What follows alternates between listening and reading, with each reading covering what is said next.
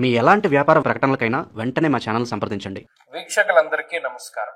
November మాసమందు మీ రాశి వారికి ఏ విధమైనటువంటి గ్రహస్థితి ఉన్నది? ముఖ్యంగా నవంబర్ మాసము చాలా కీలకమైనటువంటి మాసం.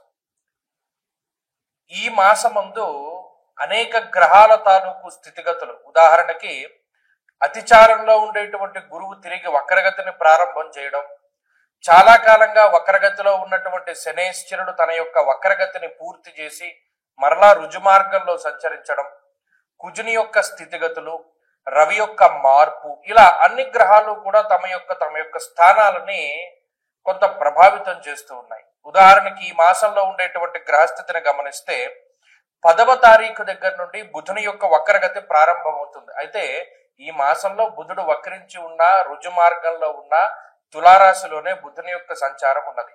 అలాగే రాహుకేతువులు కుంభ సింహరాశులు ఎందే ఉన్నారు, గురువు కర్కాటక రాశి ఎందే ఉన్నారు, శనేశ్వరుడు మీనరాశి ఎందే ఉన్నారు. కాకపోతే శనేశ్వరుడు ఈ మాసంలో 28వ తారీఖు వరకు వక్రగతిలో ఉండి మాసం చివరిలో మాత్రం వక్రత్యాగం చేస్తారు, అంటే వక్రగతిని వదిలిపెట్టేస్తారు.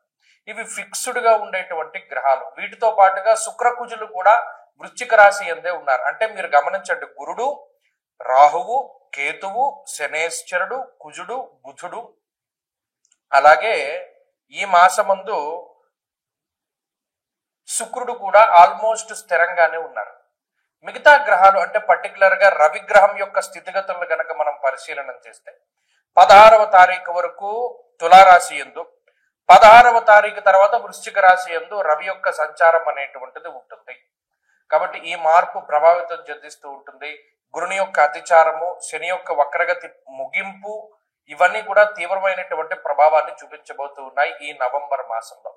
కాబట్టి ఇటువంటి గ్రహ సంచారాన్ని అనుసరించి మీ రాశి వారికి ఏ విధమైనటువంటి ఫలితాలు కలగబోతూ ఉన్నాయి అనేటువంటి విషయాన్ని చాలా క్లుప్తంగా ఈ వీడియోలో మనం తెలుసుకునేటువంటి ప్రయత్నం చేద్దాం. మిథున రాశి వారికి ఉండేటువంటి గ్రహగతులను గనక పరిశీలన చేస్తే ఈ నవంబర్ మాసంలో రాశి వారికి గురుబలం ఉన్నది, బుధ బలం ఉన్నది, శుక్రబలం ఉన్నది, రవి బలం ఉన్నది, కుజ బలం ఉన్నది.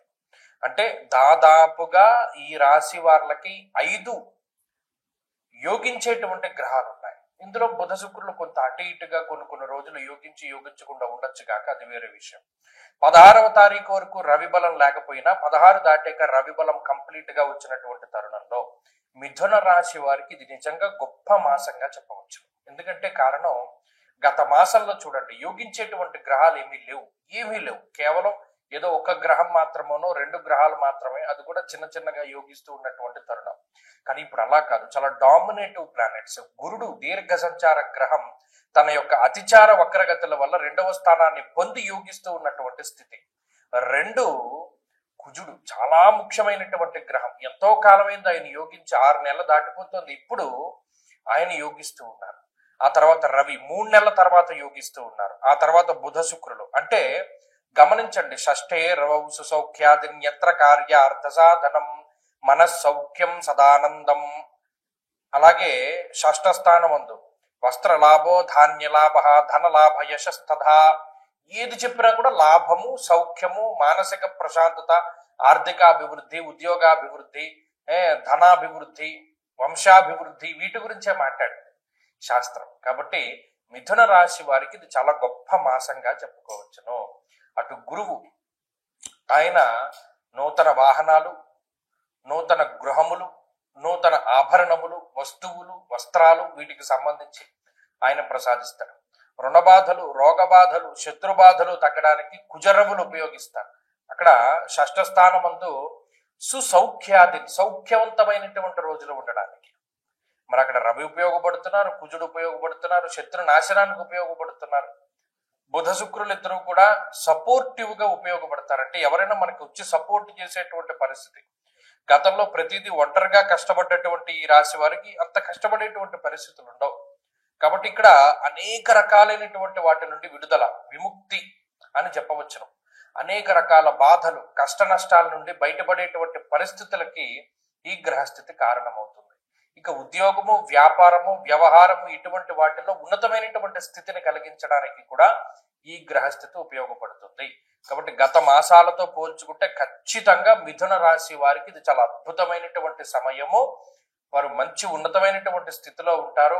అటు ఉద్యోగంగా పరంగా కానివ్వండి, ఆరోగ్య పరంగా కానివ్వండి, కుటుంబ పరంగా, శుభ కార్యక్రమాలకి సంబంధించి, సంతానోత్పత్తికి సంబంధించినటువంటి విషయాలు, ఇలా అనేక రకాలైనటువంటి అంశాల్లో అభివృద్ధి కనబడుతూ ఉన్నది. చాలా కాలంగా అవ్వనటువంటి మీ ప్రాపర్టీస్ అమ్ముడవుతూ ఉండడం, ఏదైనా లిటిగేషన్ లో ఉంటే అవన్నీ కూడా బయటపడుతూ ఉండడం, కోర్టు వ్యవహారాలు ఒక కొలిక్కి వస్తూ ఉండడం, ఇలా అనేక రకాలైనటువంటి అంశాలు ఈ రాశి వారికి అనుకూలంగా ఉంటాయి. కాబట్టి మిథున రాశి వారి యొక్క గ్రహగతులు బాగున్నాయి. మరిన్ని అనుకూలమైనటువంటి ఫలితాలను సాధించడానికి ప్రతిరోజు కూడా రుద్రకవచాన్ని పారాయణ చేస్తూ ఉండడం చెప్పదగినటువంటి సూచన. ఈ ఆశ్వీజ కార్తీకాల్లో ముహూర్తాలు ఉంటాయి. ప్రత్యేకించి నవంబర్ నెలలో ఉండేటువంటి పెళ్లి ముహూర్తాలు అంటే నిజంగా కార్తీక మాసంలో ఉండేటువంటి పెళ్లి ముహూర్తాలు అత్యంత బలమైనటువంటి పెళ్లి ముహూర్తాలు. దాంట్లో ఏమాత్రం సందేహం లేదు. అయితే చాలా మంది నన్ను అంటే ఈ మధ్యకాలంలో నేను ఎక్కువ విన్నాను. ఎందుకంటే ఇప్పుడు ఈ ఆగస్టు నెలలో పెళ్లి కుదుర్చుకుని అక్టోబర్ నవంబర్లో పెళ్లి చేసుకుందామండి, మా వాళ్ళేమో విదేశాల్లో ఉన్నారు, అక్కడ నుండి టికెట్లు బుక్ చేసుకోవాలి.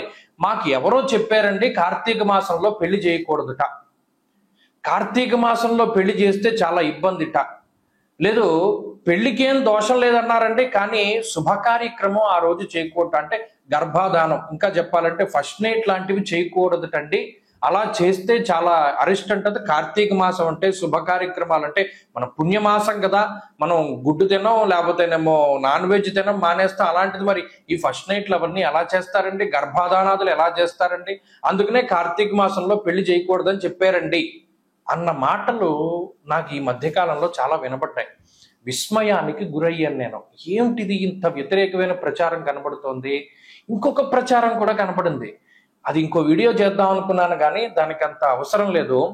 ఏమంటే పెద్దవాళ్ళు పైన ఉండాలి, చిన్నవాళ్ళు కింద ఉండాలి తండ్రి ఇంట్లోనూ. మా ఊర్లో అందరూ చెప్పుకుంటున్నారు పెద్దవాళ్ళు పైనే ఉండాలి, చిన్నవాళ్ళు కింద ఉండాలంటే, అలా లేకపోతే అరిష్టం జరుగుతుందిట అని. ఇదేంటమ్మా ఇలాంటి వింత పోకళ్ళు ఎక్కడి నుండి వస్తున్నాయి? మీకు ఒక చిన్న సూక్ష్మం చెప్తాను వినండి. ఇప్పుడు పెద్దవాళ్ళ భుజాల మీదకి ఎక్కి పిల్లలు ఆడుకుంటారు, అవునా కదా అని అడిగాను. అవునండి, పెద్దవాళ్ళ భుజాల మీద ఎక్కి చిన్న పిల్లలు ఆడుకుంటారు. అంటే అప్పుడు పెద్దవాళ్ళు ఎక్కడున్నారు? కింద ఉన్నారు. పిల్లలు ఎక్కడున్నారు? పైన ఉన్నారు. అంటే పెద్దవాళ్ళు కింద ఉండాలి, చిన్నవాళ్ళు పైన ఉండాలి. అంటే గ్రౌండ్ ఫ్లోర్లో తండ్రి గారు, పై ఫ్లోర్లో అన్నగారు, పై ఫ్లోర్లో తమ్ముడు, ఆ పై ఫ్లోర్లో అందరికన్నా చిన్న తమ్ముడు, అలా ఉండొచ్చు. ఇంకొక రకంగా అసలు ఈ శాస్త్రం ఎందుకు పెట్టారండి అంటే పెద్దవాళ్ళు వయసులో పెద్దవాళ్ళు కాబట్టి మెట్లు ఎక్కి అన్ని ఫ్లోర్లు పైకి ఎక్కలేరు కాబట్టి వారు కిందే ఉంటారు. వచ్చిన వాళ్ళ గురించి వాళ్ళు ఆరా తీస్తూ ఉంటారు. పెద్దవాళ్ళు కాబట్టి అన్ని విషయాలు తెలుస్తాయని వాళ్ళని కింద పెట్టారు. చిన్నవాళ్ళు పైకెక్కగలరు, శరీరం సహకరిస్తుంది కాబట్టి పైన ఉండాలి అన్నది కూడా వాస్తులో మర్మం.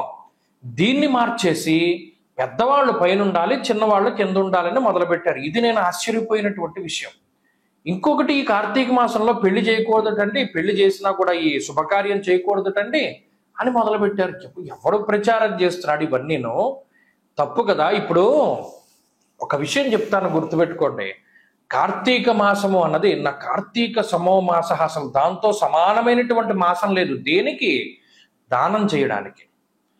కన్యాదానంలో ఒక సంకల్పం చెప్తారు, దశా పూర్వేషాం దశా పరేషాం మద్వంశానాం మాతృవంశానాం పితృ నరకాతుత్తీర్య శాశ్వత స్వర్గలోక ప్రాప్త్యర్థం కన్యాదానం అహంకరిష్యే అని చెప్పి ఆ కన్యాదాత సంకల్పం చెప్తాడు. అంటే ఏంటి? ఇటు దశాపూర్వేశాం దశాపరేషాం అంటే 10 తరాల ముందు 10 తరాల తర్వాత ఉన్నటువంటి వాళ్ళు ధరించిపోవడానికి ఈ కన్యాదానం చేస్తున్నాను నేను. సాలంకృత సహిరణ్యోదక కన్యాదానం అహంకరిష్యే, అలంకారం చేసి కన్యాం కనక సంపన్నాం కనకాభరణైర్యుతాం అంటే అంత కనకాభరణాలతో కూడా అలంకారం చేసి దానం చేస్తున్నాను అంటే ఎంత తరించిపోతారు. ఒక బంగారం దానం చేయడమే చాలా కష్టం ఈ రోజుల్లో. అలాంటిది అన్ని కాసుల బంగారము, అంతకన్నా విలువైనటువంటి అమ్మాయిని దానం చేస్తే కలియుగంలో, అందులోనూ కార్తీక మాసంలో ఈ 21 తరాల వాళ్ళు ఎంత తరించిపోతారు. ఈ విషయాన్ని మానేసి కన్యాదానం చేయకూడదు లేదా పెళ్లి చేయకూడదు అనేటువంటి ధోరణి రావడం అనేటువంటిది చాలా పొరపాటు. కాబట్టి అది తప్పు. పెద్దవాళ్ళు పైన ఉండాలి అన్నది తప్పు. ఈ రెండింటినీ కూడా మార్చుకోండి. పెద్దవాళ్ళు కింద ఉండాలి, చిన్నవాళ్ళు పైన ఉండాలి. కన్యాదానం చేస్తే కార్తీకంలో చేస్తే 21 తరాల వాళ్ళు తరించిపోతారు.